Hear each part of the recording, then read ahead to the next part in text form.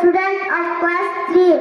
I study in a madrasa, so I feel very happy and proud to be a madrasa student. The name